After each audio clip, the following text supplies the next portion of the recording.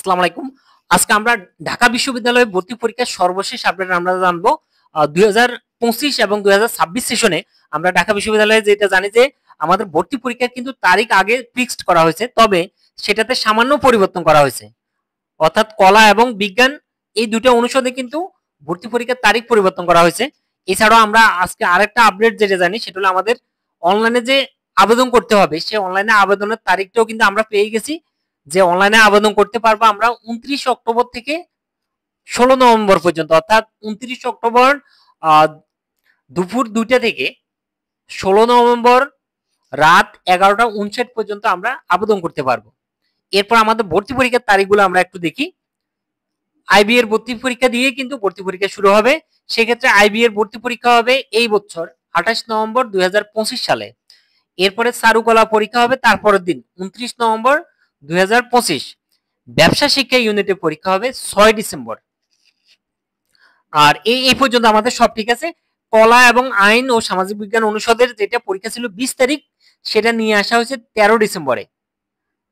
আর বিজ্ঞান ইউনিটের পরীক্ষা ছিল 13 ডিসেম্বর, সেটা এখন নেওয়া হয়েছে 20 ডিসেম্বরে। এই জাস্ট এই দুইটা জিনিসের পরিবর্তন হয়েছে, অর্থাৎ আমাদের 6 ডিসেম্বর ব্যবসা শিক্ষা, 13 ডিসেম্বর কলা এবং আইন, আর 20 ডিসেম্বর বিজ্ঞান ইউনিটের পরীক্ষা হবে।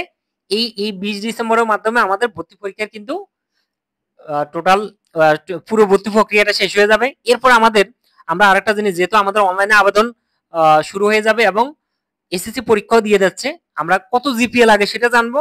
আর হলো আবেদনের যোগ্যতা যেটা লাগবে সেটা হলো সেকেন্ড টাইমের কোনো সুযোগ নাই। শুধুমাত্র এসএসসি পরীক্ষার্থী 2025 সালে যারা পরীক্ষা দিয়েছে তারাই আবেদন করতে পারবে। তবে উচ্চ মাধ্যমিকের ক্ষেত্রে 2020, 21, 22 বা 2023 সালে যারা আছে তারাও আবেদন করতে পারবে। তবে উচ্চ মাধ্যমিক অবশ্যই 2025 সালে হতে হবে। এরপরে আমরা জিপিএ যোগ্যতাগুলো সবগুলো ইউনিটে কত জিপিএ লাগে সেটা আমরা দেখবো। সবগুলো ইউনিটে কিন্তু সবাই আবেদন করতে পারবে। সায়েন্স, আর্টস, কমার্স সবাই সব ইউনিটে আবেদন করতে পারবে।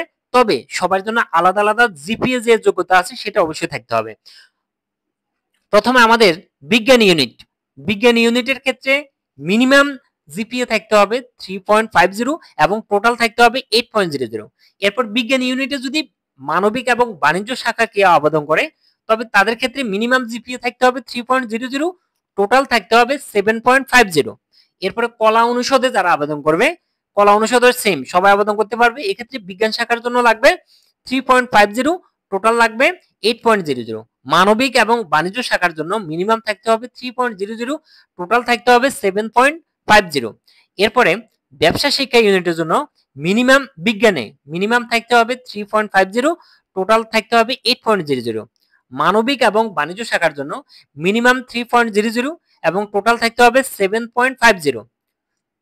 চারুকলা ইউনিটে সবাই আবেদন করতে পারবে। এক্ষেত্রে সব শাখার জন্য একই রকম মিনিমাম 3.00 এবং টোটাল 6.50 থাকলে আবেদন করা যাবে। তার মানে চারুকলা ইউনিটে কিন্তু সব থেকে কম জিপিএ দিয়ে হয়ে যাচ্ছে, টোটাল মাত্র 6.50 থাকলে কিন্তু সবাই আবেদন করতে পারবে।